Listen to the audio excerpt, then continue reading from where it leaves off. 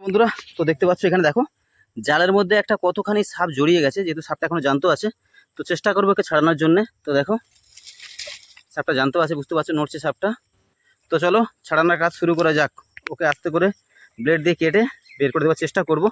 তো সবাই সঙ্গে থাকো, চেষ্টা করছি, পারবো কিনা বলতে পারবো না।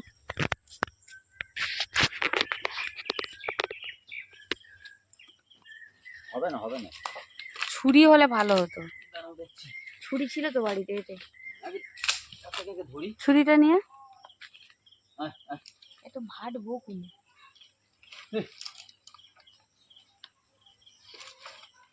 মুখটা আগে ধরতে হবে, নাহলে কাজটা ইয়ে বাবা হাতে ধরে যায়। ওই তো বেরিয়ে যাচ্ছে মামা।